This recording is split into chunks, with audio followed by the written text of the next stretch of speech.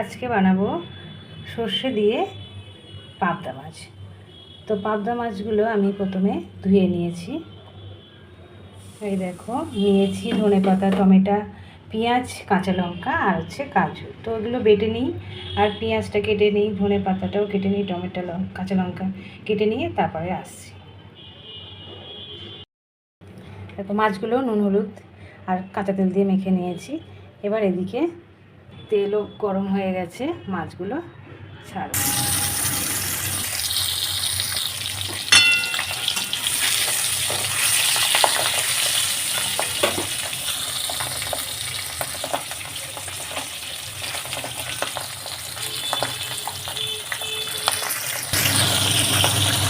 দেখো, মাছগুলো ভাজা হয়ে গেছে, এবারে তুলে নেব।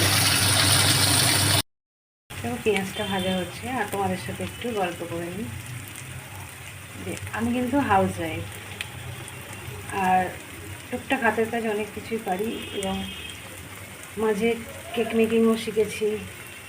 তারপর টুকটাক হাতের কাজ অনেক কিছুই জানি। তো দেখলাম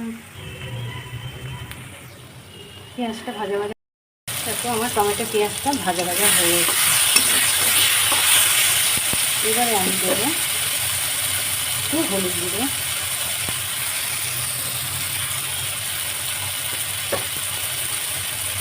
একটু ধনে জিরে গুঁড়ো দিয়ে তখন নামিয়ে নেবো। তবে ভালো করে নামিয়ে নেবো।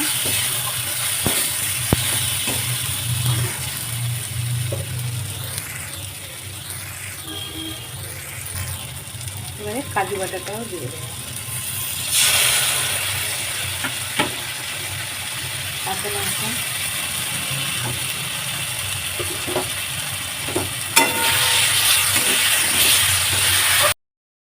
আমার হয়ে এসছে। আমি এবারে ওই বাটিতেই জল নিয়ে পরিমাণ মতো জলটা দিয়ে দেবো।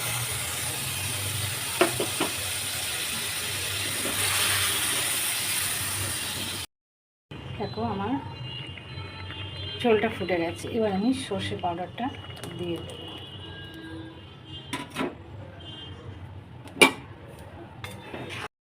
এবারে ফুটে গেছে, এবার আমি মাছগুলোকে দিয়ে দেবো ঢেকে, আর ধনে পাতা কুচিগুলো দিয়ে দেবো।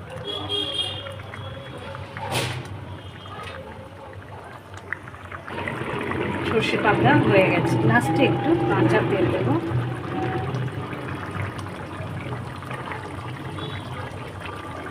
এবারে তরকারিটা, এই যে আমার সর্ষে পাবদা হয়ে গেছে। দেখো কেমন হয়েছে বন্ধুরা। ভালো লাগলে অবশ্যই লাইক সাবস্ক্রাইব করে দিয়ে পাশে থেকে